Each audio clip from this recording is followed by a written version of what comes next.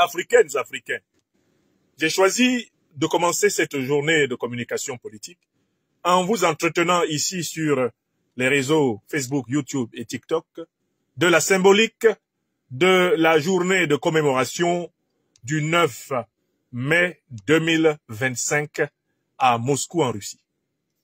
Il ne vous a sans doute pas échappé que tous les 9 mai chaque année, la Fédération de Russie, héritière de l'Empire de l'Union des républiques socialistes soviétiques, célèbre le 9 mai la victoire de l'armée rouge contre les troupes fascistes d'Adolf Hitler, chancelier d'Allemagne, et de Benito Mussolini, qui était donc le duce de la République fasciste d'Italie. À l'occasion de ces cérémonies, le chef de l'État de la Fédération de Russie, le président camarade Vladimir Vladimirovitch Poutine, délivre toujours une allocution de portée symbolique forte pour son pays, mais avec un écho sur le monde. En tout cas, en cette année 2025, la célébration du 9 mai s'est accompagnée d'un écho mondial et de répercussions africaines qui nous intéressent. Voilà pourquoi nous disions au début de cette émission qu'il faut apprendre à distinguer le fait de regarder avec le fait de voir.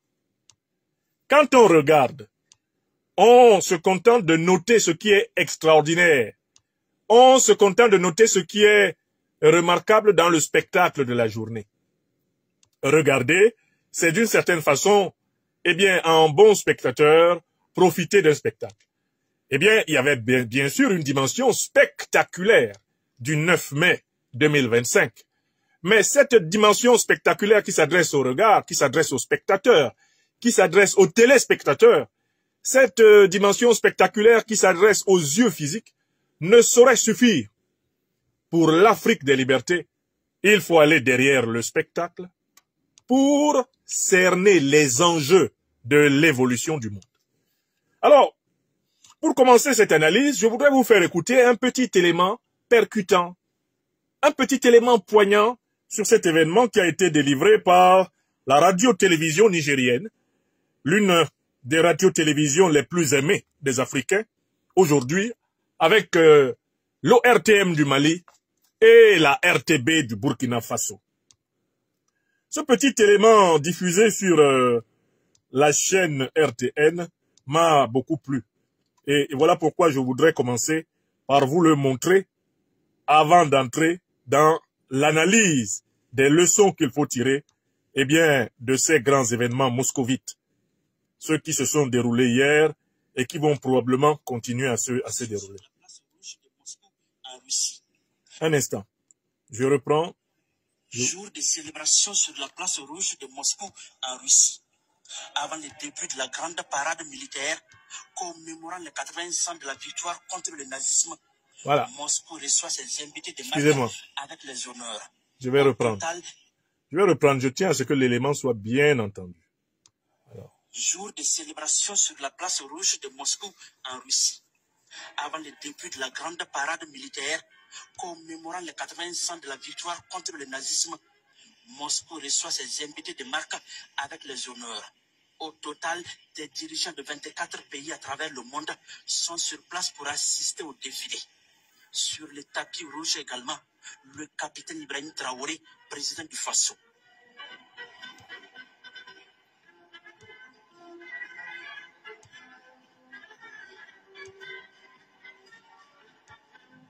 Le chef de l'État burkinabé est présent à ce défilé pour témoigner de la solidarité du peuple burkinabé au peuple russe qui a vaincu l'impérialisme nazi pendant la Seconde Guerre mondiale.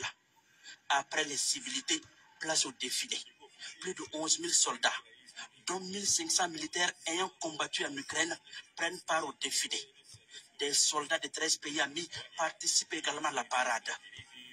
On note aussi le passage de nombreux blindés de l'armée russe et des chars T-34 de la Seconde Guerre mondiale, rappelant la victoire soviétique sur le Troisième Reich et des véhicules d'artillerie. De nombreux armements sont présents au défilé, dont des missiles et des systèmes anti-aériens S-400. Pour la première fois, des drones de la flotte aérienne russe participent à la parade commémorative du 9 mai. Le défilé s'achève par une démonstration de l'armée de l'air qui survole la place rouge avec des avions de chasse et de combat de dernière génération. Alors ça, c'est le résumé de ce qu'on peut appeler le spectacle. C'est un résumé très intéressant du spectacle auquel nous avons tous eu droit hier pour ceux qui ont jeté un coup d'œil au déroulé du grand défilé de Moscou. Alors, d'abord, un mot sur le spectacle. Le caractère impeccable de l'organisation de ce défilé est déjà une réponse que la Fédération de Russie donne à ses détracteurs à travers le monde, qui la présentait comme un État failli, un État effondré, qui la présentait comme un État vacillant, comme un géant au pied d'argile, comme un État au bord du gouffre et du néant. Le spectacle que nous avons tous vu à travers les chaînes de télévision du monde et qui vient d'être résumé par la radio-télévision du Niger atteste non seulement de la montée en puissance de la Fédération de Russie, mais il atteste de sa robustesse et de sa capacité à assumer sa souveraineté et à faire face aux défis du monde. Donc ce spectacle en soi est un démenti à la propagande néocolonialiste et impérialiste occidentale qui nous a été servi depuis plusieurs semaines. Toujours sur le spectacle, avant d'aller au fond sur les enjeux, on nous avait dit que ça ne pouvait pas se tenir. J'ai écouté plusieurs médias d'Occident, de France en particulier, jurant leur grand Dieu que c'est ce jour-là que M. Zelensky démontrerait sa capacité de nuisance, sa force de frappe, et que la place rouge, que je connais personnellement pour l'avoir visitée en décembre 2023, serait inéluctablement frappée par les intrépides drones d'Ukraine, que la cérémonie finirait en queue de poisson, qu'il y aurait une débandade, et que certains chefs d'État auraient sans doute à se cacher sous les chaises lorsque, l'armée ukrainienne est réputée, dans les attaques terroristes comme celle de la fin du mois de juillet au nord du Mali contre l'armée malienne, viendrait à frapper sa rivale, son ennemi, russe. Or, que nenni, le spectacle fut parfait. Il se déroula sans heurts ni anicroche. Mieux, il se déroula dans des conditions de sécurité meilleures que toutes les conditions de sécurité ayant prévalu par le passé. À la célébration de la victoire du 9 mai en Fédération de Russie. Voilà un deuxième élément du spectacle. Mais restons toujours au spectacle. Ce spectacle était rehaussé dans sa saveur par une présence respectable de l'Afrique. Une présence respectable de l'Afrique. Et là, il faut bien regarder ce que vous avez vu. Je rappelle qu'il y avait plusieurs chefs d'État africains le 9 mai 2025 à la commémoration de la victoire à Moscou. Mais il y en a un seul, je dis bien un seul, qui s'est détaché du lot, non pas par sa propre volonté, mais à la fois par la volonté des autorités de la Fédération de Russie, par le peuple fraternel de Russie et par l'opinion mondiale des Africaines et des Africains et même par les opinions non africaines mondiales. Écrivez vous-même le nom de la star de l'événement. C'est pas moi qui vais parler à votre place. Quel est le chef de l'État africain qui a été regardé par l'écrasante majorité des Africains du monde comme le véritable représentant de l'Afrique à Moscou? Je vous rappelle qu'il y en avait d'autres. Il y avait un généralon d'eau douce appelé Guterres Madi de Bissau qui était là-bas. Le satrape Mbalo, Umaru Sissoko. Il était là-bas, non? Vous avez vu sa tête. Il y avait un dictateur invétéré d'Afrique centrale, le despote chronique Sassou Nguesso, Denis. Il était là-bas, non? Vous avez bien vu sa tête passer. Mais ils étaient là-bas et ils comptaient pour du beurre. Ni les Russes, ni les Occidentaux, ni les peuples africains n'avaient Dieu pour ces deux individus anodins incongrus, abonnés à la haine de leur peuple, à la haine de la vérité et de la justice. Personne ne les a calculés. Moi qui suis en train de tenir cette émission, si vous me demandez ce que Denis Sassou Nguesso a fait en Russie, là, depuis qu'il est arrivé le 9 mai, honnêtement, wallahi billahi talahi, je ne sais pas. Alors, ce n'est pas parce que je ne dois pas savoir, mais parce que, en fait, je sais la nullité de l'action politique de cet homme pour son peuple. Et donc, lui, les informations sur ce qu'il a fait, je peux les lire après. Puisque je sais que 0 plus 0 est égal à 0.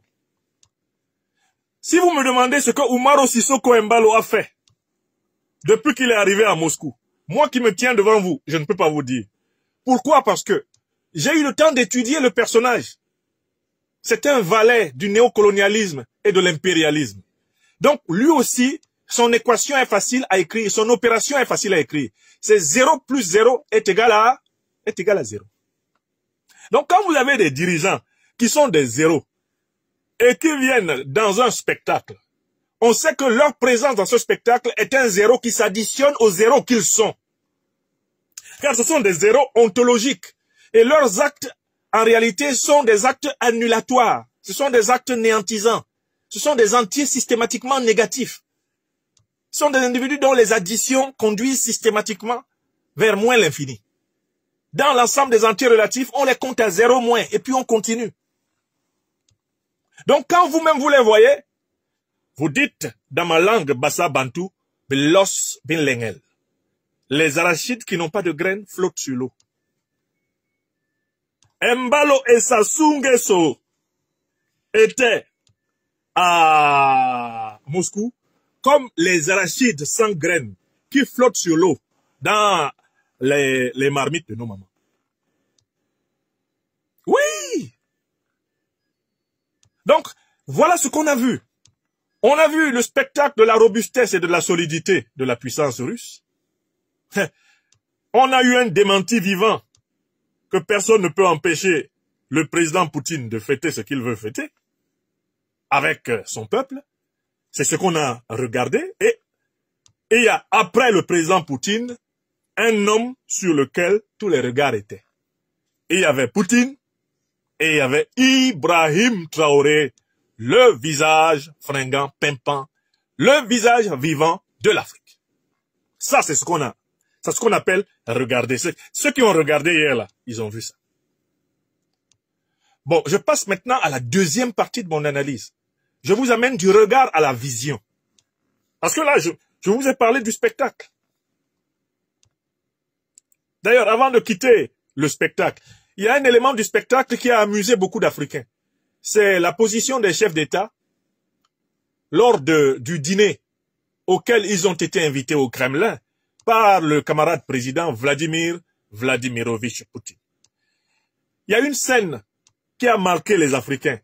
C'est la position sur la table du président Ibrahim Traoré. Et à gauche du président Ibrahim Traoré, oui, à sa gauche, se trouvait un individu particulièrement détesté par les Africains. Le satrape de Guinée-Bissau, Umaro Sissoko Embalo. C'est un spectacle très intéressant parce que ce monsieur a toujours prétendu que lui, il aurait été élu de façon sacro-sainte par le peuple bissau-guinéen et qu'il n'avait pas à figurer sur une photo ou sur une image avec des présidents issus de coups d'État, comme le président Ibrahim Traoré, le président Assimi Goïta ou le président Abdourahmane Chani. On voit très bien que dans le spectacle, le grand maître du spectacle politique, Vladimir Vladimirovitch Poutine, a voulu administrer une déculottée médiatique, une déculottée symbolique à Embalo, en le faisant asseoir justement à la gauche du président, Ibrahim Traoré.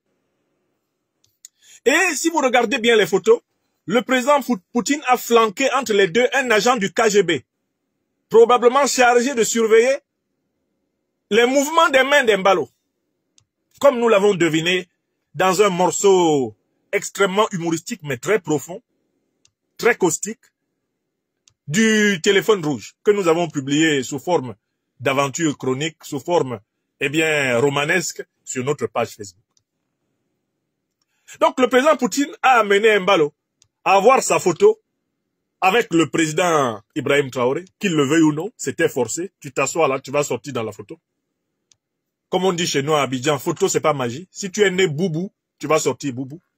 Et le président Poutine a placé des agents du KGB pour s'assurer de l'intégrité physique et alimentaire totale du président Traoré.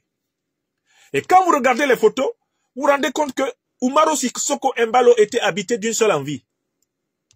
Fuir la table. Il a passé son temps à regarder les plafonds. Il a passé son temps à regarder le ciel.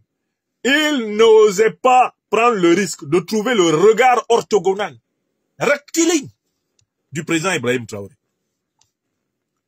à qui il a manqué de respect quand celui-ci arrivait au pouvoir pour le salut de son peuple. Donc voilà un peu le spectacle. Si je pouvais décrire le spectacle, voilà les moments vraiment du spectacle que nous avons vu hier. Bon, maintenant on va traverser, aller du côté des enjeux, la deuxième partie de cette émission d'analyse. Le premier enjeu qu'il faut voir, c'est que en déplaçant plus de 24 chefs d'État et de gouvernement à Moscou, la Russie de Vladimir Vladimirovitch Poutine démontre à la face du monde que contrairement à la propagande occidentale, elle n'est pas isolée. Et qu'elle est aujourd'hui en réalité une puissance immergée dans le bloc politique démographiquement majoritaire sur la Terre. Je recommence la première leçon. La démonstration de l'intégration diplomatique, géopolitique, géostratégique, géoéconomique puissante de la Russie. Les pays qui ont été représentés à Moscou représentent les 3/4 de la population du monde. Les pays qui étaient à Moscou là représentent les 3/4 de la population de la planète. À Moscou, on avait les chefs d'État de la République populaire de Chine, de l'Inde, du Brésil, représentant l'Alliance des États du Sahel. On avait le chef de l'État du Burkina Faso, le chef d'État de l'Afrique du Sud. Quand vous prenez les pays qui étaient là, allez vérifier les 24, c'est 3/4 de la population planétaire qui était représentée à Moscou. Pendant ce temps, le groupuscule de chefs d'État qui se rend apparemment aujourd'hui à Kiev, il représente quoi? Même pas 1/4 de la population de la planète. Même pas 1/4. Donc, le 9 mai est un véritable camouflet diplomatique à la soi-disant communauté internationale qui n'est rien d'autre que la minorité géopolitique, géostratégique occidentale. Écrivez ça. Ça, c'est la première leçon. Et regardez comment l'aiguille de la planète est en train de se déplacer. Cette aiguille qui se trouvait dans l'océan Atlantique, entre les... Ça, c'est la deuxième leçon. Entre les États-Unis et l'Europe, l'aiguille de la planète se trouvait là. Elle était tenue par la grande puissance américaine, grande puissance atlantique, donc elle était tenue par l'OTAN. Regardez comment l'aiguille de l'axe de la planète, l'axe dominant de la planète se déplace. Elle est en train de se déplacer vers l'Eurasie et en réalité elle est en train d'aller vers la Chine. L'aiguille est en train d'aller vers la Chine. La Russie étant l'étape intermédiaire en vue de la construction de la grande puissance russo-chinoise sur le fond du grand projet de développement de la Sibérie, du désert de Sibérie. Donc la deuxième leçon qu'il faut noter, c'est le 9 mai 2025 montre très bien le déplacement de l'axe du monde.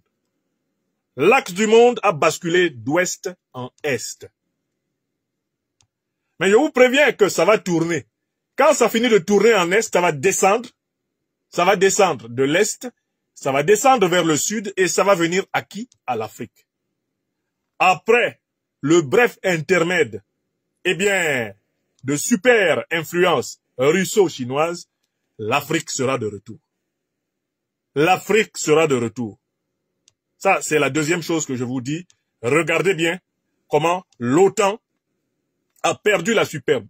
La soi-disant communauté internationale est devenue ostentatoirement une communauté minoritaire sur le plan économique, sur le plan politique, sur le plan militaire. quand vous additionnez la puissance de la Chine avec la puissance de la Fédération de Russie, il n'y a aucune alliance de puissance qui soit capable de les affronter. Quand vous y ajoutez l'Inde, quand vous y ajoutez la fédération qui est en train d'arriver, l'Alliance des États du Sahel, si vous y ajoutez, avec quelques ajustements, la Fédération sud-africaine, la République sud-africaine, si vous y ajoutez la Fédération brésilienne, mais écoutez, qui peut défier le bloc multipolaire qui était rassemblé à Moscou? Il n'y a pas grand monde. Il n'y a personne. Il n'y a aucune puissance, aucune alliance de puissance qui soit supérieure à celle qui a commencé à se coaguler, comme on le voit très clairement là, à Moscou. On passe à un troisième niveau. Un troisième enjeu. Le 9 mai 2025 à Moscou confirme la nécessité pour l'Afrique de s'inspirer de la Fédération de Russie, de la République populaire de Chine, des grandes puissances du bloc multipolaire en se donnant une armature de sécurité. Cette respectabilité de la Fédération de Russie, la respectabilité de la République populaire de Chine, elles sont fondées sur la grande puissance militaire et sur l'industrialisation.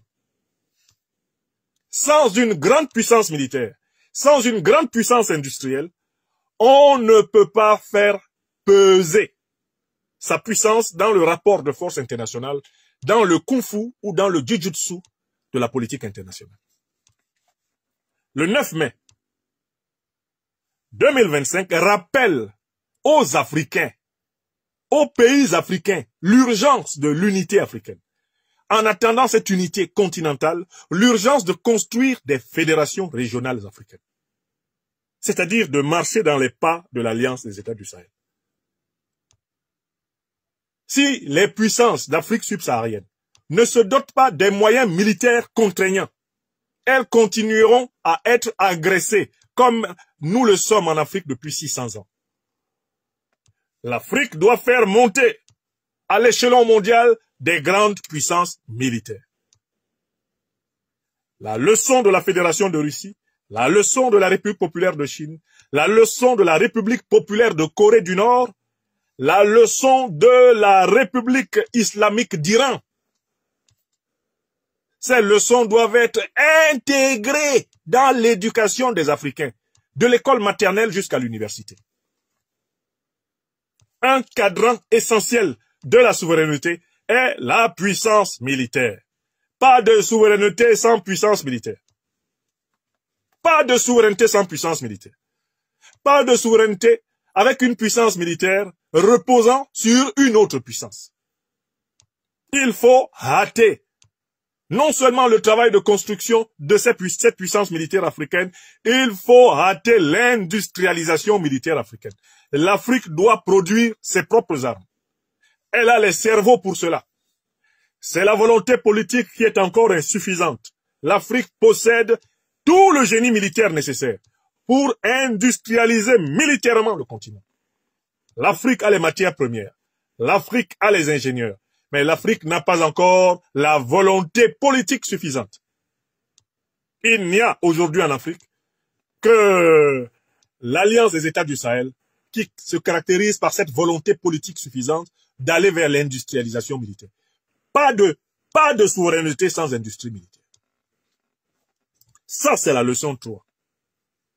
Et vous savez que cette souveraineté militaire, cette puissance militaire est la condition de la puissance économique. Vous ne pouvez pas protéger une monnaie contre la concurrence internationale si vous n'avez pas une armée, un système de défense capable de punir les contrevenants. Le mouvement vers les monnaies souveraines doit s'accompagner du renforcement de la puissance militaire du sous-continent africain. Il y a une concomitance entre ces mouvements. Celui qui n'a pas une armée forte ne peut pas avoir une monnaie forte. Car la monnaie est un instrument de souveraineté. Il y a toujours une puissance militaire derrière une monnaie. Aujourd'hui, les États-Unis d'Amérique menacent tous les pays qui ne veulent plus utiliser le dollar comme unité de change, comme unité de paiement, les États-Unis les menacent de sanctions. Mais que seraient les sanctions des États-Unis sans les 800 bases militaires américaines sur la planète? Elles ne vaudraient rien d'autre que de simples déclarations verbales. Quand les États-Unis menacent un pays de sanctions, ce pays sait que les menaces américaines sont sérieuses parce que les États-Unis disposent de plus de 800 bases militaires dans le monde. Autrement dit, au moment où ils vous menacent de sanctions, ils ont des porte-avions, ils ont des avions de guerre, ils ont des sous-marins militaires, ils ont des bases militaires qui ne sont pas loin de votre capitale. Donc quand ils vous disent, si vous n'utilisez pas notre dollar, vous aurez des problèmes avec nous, vous savez qu'ils ne parlent pas en vain. Ils parlent de ce qu'ils peuvent faire. Or, les États-Unis ne peuvent pas imposer cela à la Fédération de Russie parce que les États-Unis n'ont aucun intérêt à engager une guerre contre la Fédération de Russie, vu la capacité de défense de cette fédération. Ils ne peuvent pas imposer cela à la République populaire de Chine. Ils ne sont pas en capacité de se lancer dans une guerre contre la Chine aujourd'hui, au regard de la capacité militaire et des alliances que la Chine a capitalisées. Donc, si l'Afrique veut aller vers des monnaies souveraines avec confiance, l'Afrique doit accélérer la construction de sa puissance militaire. Écrivez ça. Vous voyez les États-Unis d'Amérique menacer la Corée du Nord de tous les coups et blessures depuis très longtemps. Mais si les États-Unis d'Amérique n'ont pas osé attaquer la Corée du Nord, c'est parce qu'ils savent que la Corée du Nord dispose de munitions stratégiques, de missiles stratégiques capables de frapper les États-Unis. Il faut que les Africains, on le leur apprenne de l'école maternelle jusqu'à l'université. Seule la puissance peut limiter la puissance. Voilà les leçons de géopolitique qu'on doit enseigner aux enfants, les Emma qui est assise là. Dans ce monde, c'est la puissance qui limite la puissance. Si vous voulez être respecté, construisez votre puissance. Les autres puissances respecteront votre puissance à mesure de son degré de solidité de construction. Il n'y a pas 36 000 façons dans un monde où la rivalité est au principe des relations internationales. Et ça, pour moi, c'est vraiment là la troisième leçon du 9 mai. Mais il y a un quatrième enjeu du 9 mai. Et c'est un enjeu important pour l'Afrique. C'est l'enjeu de la connaissance critique de l'histoire. Le quatrième enjeu, la quatrième leçon qu'il faut tirer du 9 mai, c'est l'importance de transmettre une connaissance critique de l'histoire. C'est-à-dire de faire que les enfants, les adolescents, les adultes, les vieillards de tous les pays africains aient une très bonne connaissance de l'histoire africaine. Parce que, voyez-vous, ce 9 mai 1945, lorsque l'Union des républiques socialistes soviétiques contribue aux côtés des Alliés à la défaite de l'Allemagne nazie et de l'Italie fasciste, il y a une espèce d'unanimité parmi les vainqueurs qui vont signer les accords de Yalta sur le fait que l'Union soviétique a contribué à la libération de l'Europe. Là-dessus, il n'y a pas de débat. En 1945.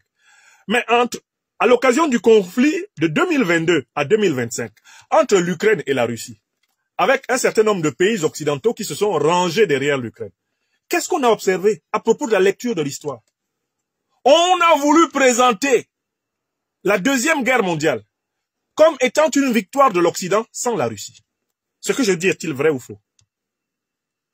Vous qui avez écouté ces 4 dernières années, depuis 2022, ces 3-4 dernières années, LCI, RFI, BFM, vous avez écouté CNN, vous avez écouté MSNBC, vous avez écouté BBC.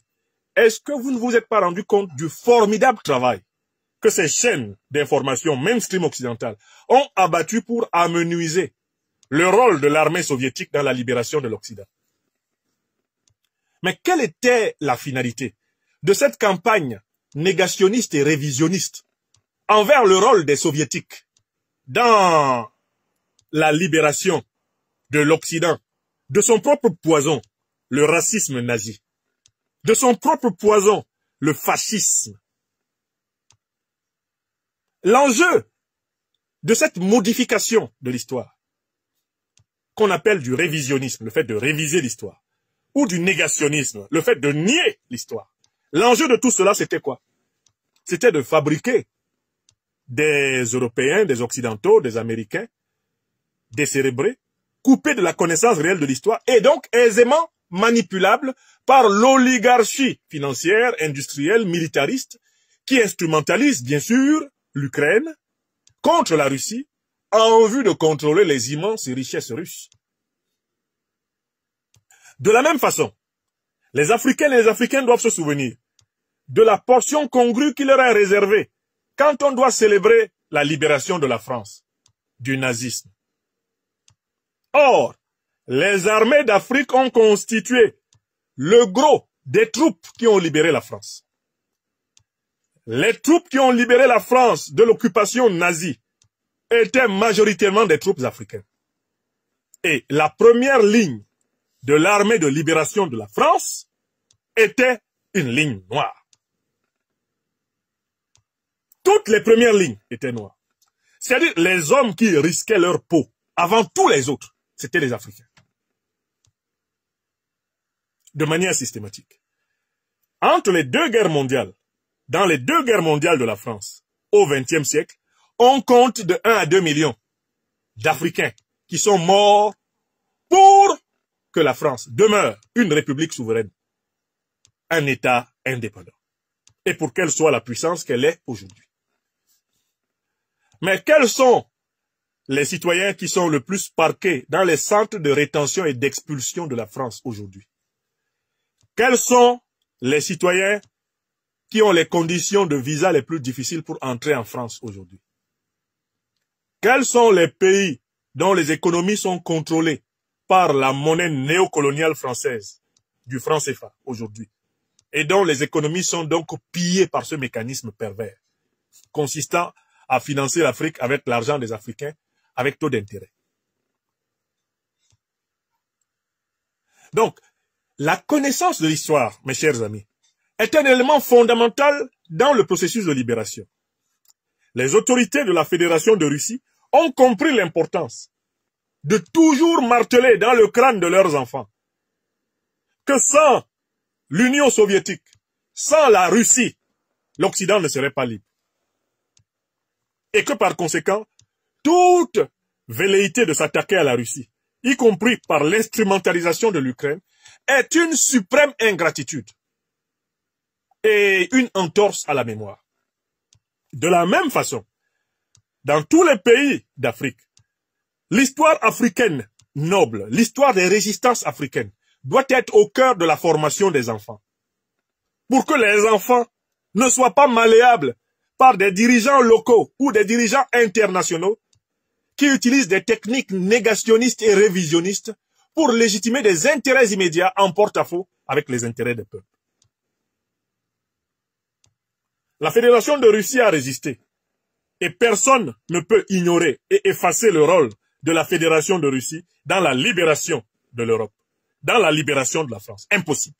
Mais pourquoi? Parce que les historiens russes, les autorités politiques russes accordent une place de choix à la mémoire de résistance, à la mémoire d'indépendance, à la mémoire de souveraineté.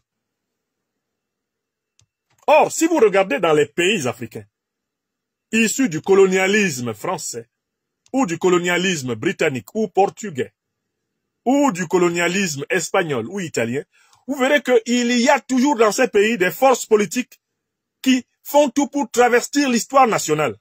Surtout des forces politiques qui ont été imposées contre la volonté des peuples africains à la tête de ces pays, continuent à détricoter l'histoire et à tenter de présenter les bourreaux comme étant des innocents et à présenter les victimes comme étant des coupables. J'en ai donné un exemple ce matin dans la situation du peuple camerounais. L'armée française, avec ses supplétifs africains, a mené une guerre de génocide dans mon pays natal, le Cameroun, entre 1955 notamment et 1971. Plus d'1 million de Camerounais ont été assassinés, notamment dans les bastions du mouvement souverainiste panafricaniste nationaliste révolutionnaire de l'Union des populations du Cameroun.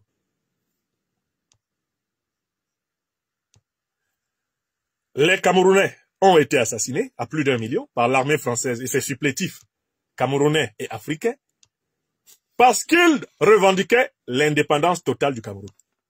Le départ total des troupes françaises, la fin et la suppression de la monnaie néocoloniale française du CFA, la fin de l'ingérence française dans la désignation des dirigeants camerounais et la fin de la domination culturelle.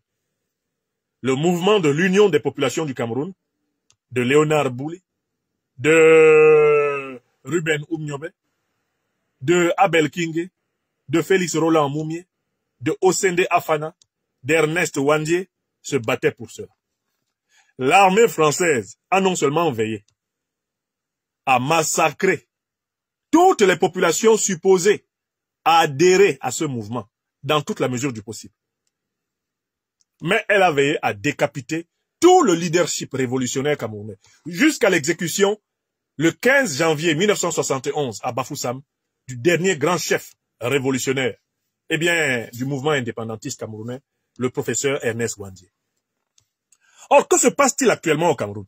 Vous avez des groupes politiques, du pouvoir et même de l'opposition, qui s'amusent à vouloir présenter le principal adjoint de l'armée française pour tuer plus d'1 million de Camerounais, Amadou Ahidjo, comme étant un bon type.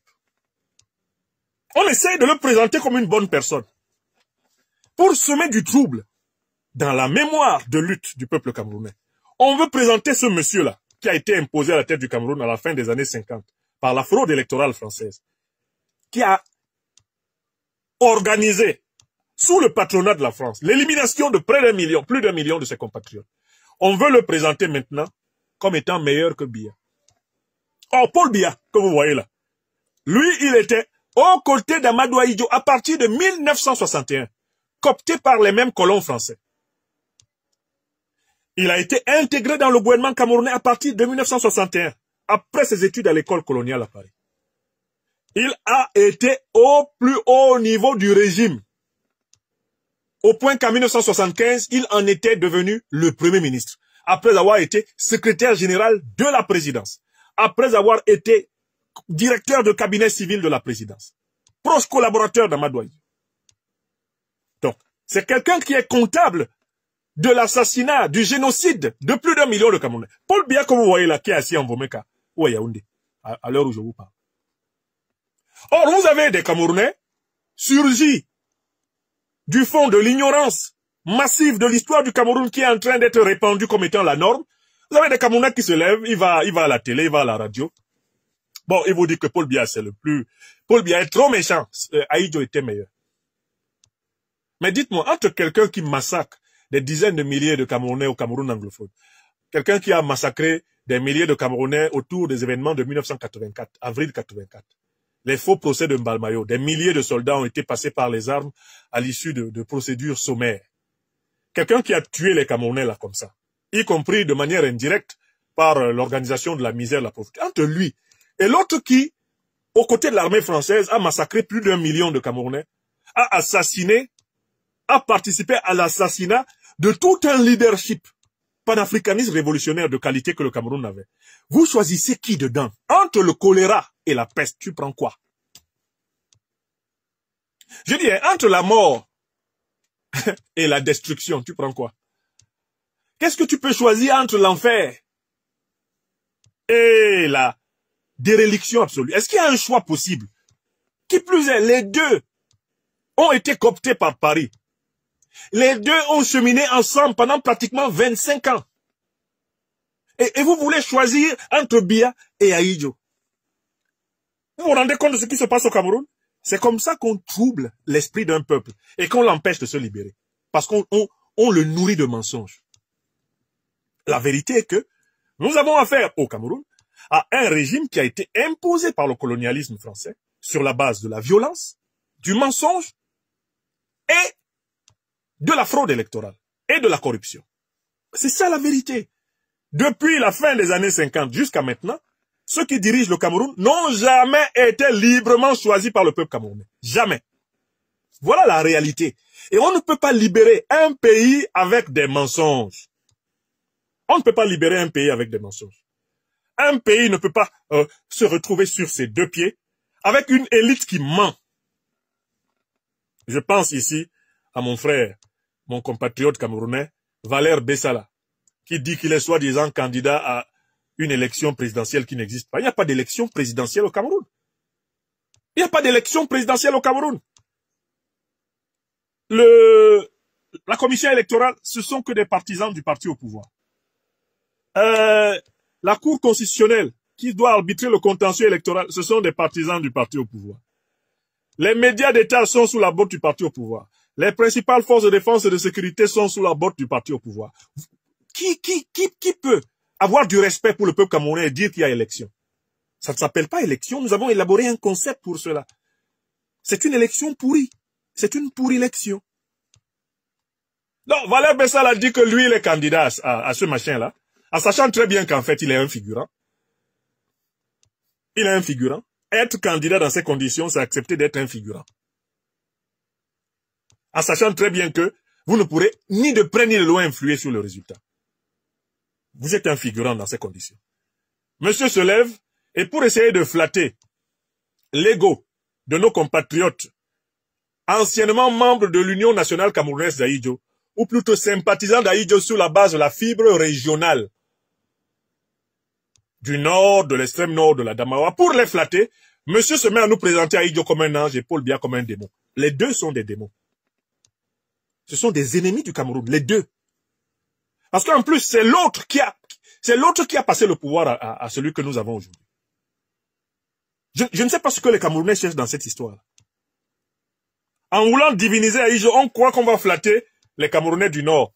On va se présenter comme un leader plutôt un peu pro-nordiste. Ahidjo ne représente pas les Camerounais du Nord. Ahidjo a été président au nom de la puissance coloniale française. Biya ne représente pas les Camerounais. Il n'a jamais été élu par une élection régulière. Entre Biya et Ahidjo, il n'y a pas un bon et un mauvais. C'est la continuité du mal camerounais. Et voilà ce qu'on doit enseigner pour libérer. Le régime que nous avons là, qu'il soit du nord ou qu'il soit du sud, ceux qui dirigent ce régime, qu'ils soient, et puis toutes les ethnies sont dans le régime de Biya. Et il n'y a pas de région qui n'est pas des membres de sa soi-disant ethnie dans le régime de Biya. Ah bon, Biya est du centre, Biya est du sud. Mais son président du Sénat, Niat Ndjifendi, il est d'où? Il n'est pas de l'ouest. Son président de l'Assemblée nationale, Kava Yegedribil, il est d'où? Il n'est pas de l'extrême nord. Qu'est-ce que vous racontez aux gens? Est-ce que ce sont les origines qui font la nature du régime actuel? Non! Le régime actuel, ce ne sont pas les origines ethniques qui font la nature du régime actuel. Le régime actuel est d'essence néocoloniale. Il nous a été imposé par la puissance coloniale. Voilà sa racine. Et nous ne pouvons pas libérer le Cameroun si nous ne sommes pas rassemblés par cette vérité. Vous voyez, les soviétiques, les Russes sont capables de résister à la domination parce qu'ils ont des lignes fortes de leur mémoire historique. Ils savent que sans eux, l'Occident ne serait pas libre. Ils savent que sans la défaite d'Hitler à Stalingrad, le monde ne serait pas ce qu'il est aujourd'hui. Les Français parleraient allemand. Et cela se s'enseigne de la maternelle à l'université. Même quand vous avez affaire à un opposant russe, à quelqu'un qui est opposé à Vladimir Poutine, même les opposants russes vous disent que sans la Russie, la France n'était pas libre. Et c'est cette dimension qu'on doit donner aux citoyens africains, pays par pays, dans tous les pays africains. La conscience de la mémoire longue de leur nation. On ne peut pas venir prendre quelqu'un qui vous a été imposé par la puissance néocoloniale, la puissance coloniale, et le présenter comme le défenseur de votre libération. Jamais. Si vous avez une mémoire historique. Jamais vous n'allez accepter cela.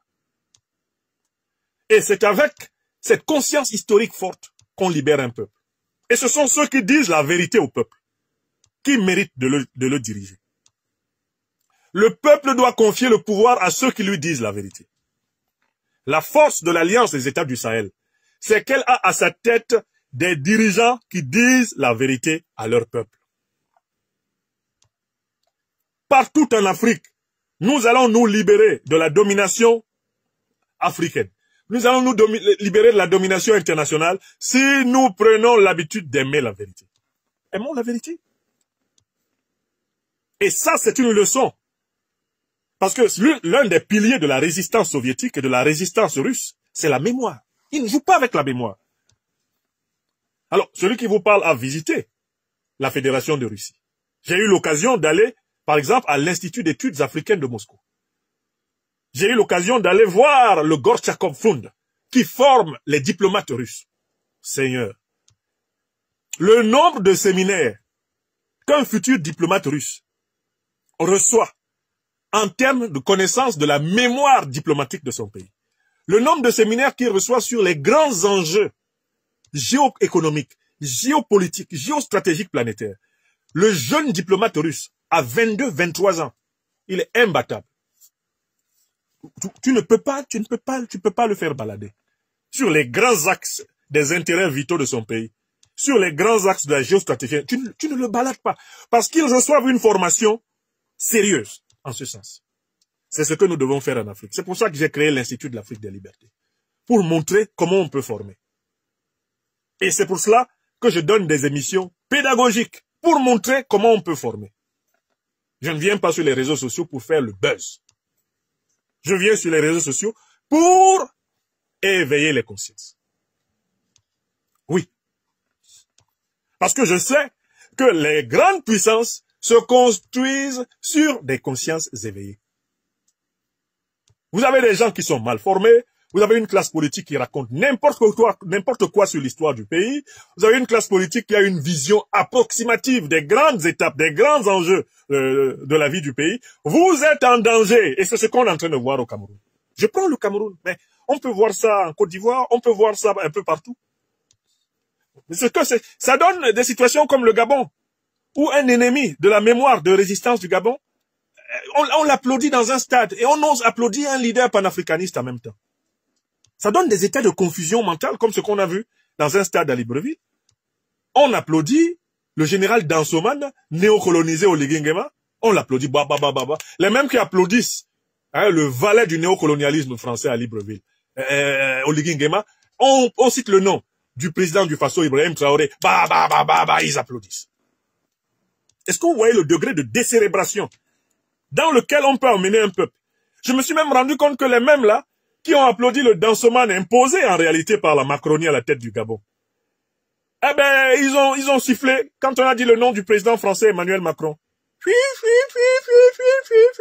Mais écoutez, ces gars-là, on devrait les amener dans un hôpital de chirurgie mentale, pour soigner leur bipolarité idéologique flagrante. Mais écoutez, vous ne pouvez pas applaudir Oligui Nguema, qui est le pur produit de Macron, qui est le putschiste chouchou de l'Élysée, et puis vous sifflez Emmanuel Macron. Là pour une fois. Mais Emmanuel Macron, on a presque pitié pour lui. Il a raison de se plaindre parfois de manque de reconnaissance. C'est lui qui a soutenu Oligui Nguema à bout de bras. C'est lui qui lui a déroulé le tapis rouge de l'Élysée pour le présenter comme un chef d'État présentable à l'international. C'est lui qui a tout fait pour que le coup d'État gabonais soit incolore, inodore, un coup d'État homéopathique, que ce soit un coup d'État doux. Macron a fait la com de ce coup d'État. Et vous venez applaudir le putschiste de Macron, mais vous sifflez Macron. Mais écoutez, les oliguistes, un peu de sérieux. Vous ne pouvez pas être des partisans du fils et les ennemis du père. Et ça, c'est possible au Gabon, parce que l'enseignement de l'histoire, de l'idéologie, l'enseignement des grandes catégories de l'analyse politique s'est effondré. Si le peuple gabonais qui était dans ce stade-là avait une conscience historique, d'abord, il ne serait même pas venu dans ce stade. Parce que ce qu'on a vu là, c'est l'intronisation, en réalité, d'un petit pâtre de la France-Afrique. C'est pas une élection qui a eu lieu au Gabon. Il a éliminé tous ceux qui pouvaient le battre. Il a organisé un auto-plébiscite. Avec l'argent de l'État. Parce qu'Oligui Nguema n'a pas d'argent. Un général d'armée au Gabon ne peut pas avoir l'argent qu'Oligui a utilisé pour financer sa campagne. Oligui n'a pas pris cet argent de son compte bancaire à lui. Il a pris l'argent de l'État du Gabon et il a donné l'impression d'être généreux envers les Gabonais. Est-ce que vous vous rendez même compte du degré de décérébration qu'ils font subir à nos populations? Gabonaises, Gabonais, Oligui vole votre argent. Il fait semblant de vous partager votre propre argent. Et en disant, moi, j'ai payé. Moi, j'ai payé. Moi, j'ai payé. Et puis vous rigolez. Vous rigolez, vous êtes content. Il y a très content. Moi, il y a très content. Tonton Oligui a donné moi son argent, lui. C'est quel niveau? C'est quel niveau de crétinisation de masse? Voilà l'exemple du Gabon. Voilà l'exemple du Gabon. C'est ce qui se passe au Cameroun. C'est ce qui se passe en Côte d'Ivoire. C'est ce qui se passe au Sénégal. Des masses crétinisées, avec des leaders politiques qui n'ont pas le courage de leur dire ce qu'il en est de l'histoire. Parce que si on dit ce qu'il en est de l'histoire, cela remet en cause des intérêts immédiats. Le 9 mai 2025 à Moscou, rappelle aux Africaines et aux Africains que nous sommes la nécessité d'enseigner l'histoire critique de nos pays, de transmettre la conscience historique vigilante, d'enseigner qui furent les héros, qui furent les lâches, d'enseigner à chaque enfant les repères à partir desquels il peut se construire une existence digne. Et j'en viens maintenant à ce que je vois comme étant le cinquième enjeu. Le cinquième enjeu de cette affaire. Du 9 mai 2025 à Moscou. Bon, il y a un cinquième enjeu. C'est que tout le monde s'est tout à fait rendu compte, à partir de la réussite de cette cérémonie, tout le monde s'est bien rendu compte de l'intérêt que les Africains ont à évoluer unis. Moi, il y a une scène qui a eu lieu là-bas qui m'a beaucoup touché et qui me conforte dans l'opinion extrêmement favorable et solidaire que j'ai pour l'AES. Vous savez, le président Ibrahim Traoré n'est pas allé là-bas au nom seulement du Burkina Faso. Le président Ibrahim Traoré est allé là-bas représenter le président de la Confédération de l'AES, le président du Mali, son Excellence Assimi Goïta, et il est allé représenter le président de la République du Niger, le général d'armée Abdourahmane Tchani. J'espère que vous savez qu'il était là-bas en tant que l'un des présidents de l'AES, l'un des coprésidents de l'AES. C'est pour cela que, étant là-bas, le président Ibrahim Traoré va tenir un conseil de défense, rassemblant les ministres de la Défense du Niger, du Burkina Faso et du Mali autour de lui.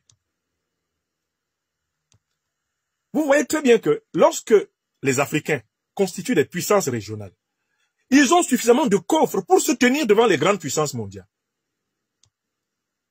Quand le président Traoré, qui est porteur de la vision collective de l'AES, qu'il partage avec le président Tchani et le président Goïta, quand le président Traoré rassemble les militaires, les grands chefs militaires du Mali, du Burkina Faso et du Niger à Moscou, est-ce que vous n'y voyez pas le signe de la maturité géopolitique et géostratégique? La Fédération de Russie, grâce à cela, est encore plus à l'aise pour aider l'AES. Parce qu'au lieu d'aider chaque pays séparément, la Fédération de Russie s'engage maintenant à aider la construction. Elle s'engage maintenant, la Fédération de Russie s'engage maintenant à aider la construction de l'armée intégrée. Est-ce que vous ne voyez pas le gain d'échelle, l'économie d'échelle? Est-ce que vous ne voyez pas l'impact de puissance qu'il y a pour 3 pays essentiels du Sahel de parler le même langage devant la Russie? Parler le même langage devant la Chine. Parler le même langage devant les États-Unis d'Amérique. Est-ce que vous mesurez ce que ça donne? Ce que ça donne, c'est que lorsque c'est la Confédération des États du Sahel qui parle, le poids de tous les 3 pays pèse dans la parole de celui qui parle. Ce n'est plus le poids d'un seul pays qui pèse, c'est 3 pays. Calculez la démographie, calculez les ressources naturelles des 3 pays intégrés, calculez la puissance militaire potentielle, calculez la puissance économique monétaire potentielle. Tout ça se projette dans le verbe du représentant. Vous comprenez? Donc, il y a une leçon là. C'est que, en fait, nous n'avons pas le choix, nous, Africains. Nous devons nous hâter à construire des fédérations, d'abord régionales intégrées. Nous devons nous hâter à aller vers un grand État, une grande fédération d'Afrique subsaharienne. Quand nous aurons atteint ce niveau, nous serons le plus puissant État du monde. Et vous savez pourquoi nous sommes combattus? C'est parce que, potentiellement, les États-Unis d'Afrique seraient la plus grande puissance du monde. En termes de potentiel démographique, en termes de ressources naturelles, en termes de potentiel industriel militaire, en termes de potentiel marché économique, en termes de capacité de création d'œuvres culturelles d'envergure, l'Afrique rassemblée en fédération subsaharienne, fédération politique subsaharienne deviendrait la première grande puissance de ce monde. Et n'oubliez pas ce que je vous ai dit. Souvenez-vous, j'ai parlé de l'aiguille de l'axe de la planète. L'aiguille s'est déplacée de l'ouest, elle est allée à l'est. Et je vous dis qu'après que l'aiguille, eh bien, de la grande puissance planétaire ait visité la Chine, elle va descendre, elle va tourner, elle va venir dans le plein sud. Elle sera africaine. L'Afrique est l'avant-prochaine. L'après-prochaine, plutôt. L'Afrique est l'après-prochaine grande puissance planétaire. Si la dynamique qui a été enclenchée au Sahel, si cette dynamique, eh bien, prend pied en Afrique centrale, nous allons avoir deux grandes fédérations d'Afrique noire, l'une d'Afrique centrale, l'une d'Afrique de l'Ouest. On peut espérer qu'il y a une grande fédération d'Afrique australe. Puis les trois grandes fédérations peuvent créer la confédération d'Afrique noire. En s'unifiant sur le plan de la défense, en s'unifiant sur le plan monétaire, en s'unifiant sur le plan de l'exécutif politique et en construisant une grande fédération sous-continentale, nous devenons, nous, Afrique subsaharienne, nous devenons la plus grande puissance du monde. C'est ça qu'on appelle la vision. C'est cette vision qui habitait Thomas Sankara. C'est cette vision qui habitait Jerry John Rawlings, qui habitait les Mandela, les Nyerere. C'est cette vision qui habitait Ahmed Sékou Touré, qui habitait Francis Kofi Kwame Nkrumah. C'est cette vision qui habitait Haïlé Sélassié. Et c'est cette vision que nous devons enseigner à nos enfants. Enseigner à nos adolescents, enseigner à nos adultes que le chemin de l'émancipation africaine est conditionné par la construction d'une grande puissance fédérale africaine. Plus tôt adviendra la grande puissance fédérale africaine, plus tôt adviendra l'émancipation planétaire de l'homme, de la femme africaine, quel que soit le continent considéré. Et c'est cela l'objectif du pan-africanisme.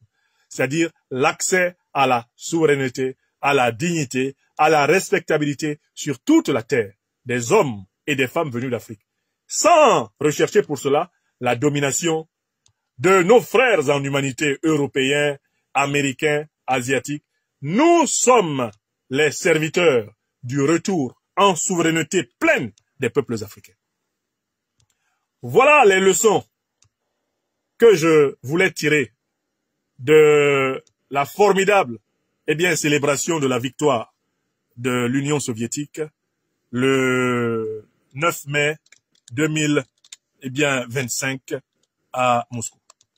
Je crois que chacun d'entre vous, à son niveau, peut également en tirer d'autres. Je ne prétends pas ici avoir été exhaustif, mais je voulais vraiment partager avec vous ces 5 points essentiels. Ces 5 points essentiels. J'espère avoir été assez clair pour chacune et chacun. Et je voudrais remercier celles et ceux qui ont pensé à partager ce programme massivement. La première chose, abonnez-vous à cette page. Cliquez sur le bouton s'abonner qui s'affiche juste en bas. Et la deuxième chose, cliquez sur la cloche de notification pour ne rater aucune des vidéos que je publie ici très régulièrement. Retrouvez KDW Africa sur YouTube, Facebook, TikTok.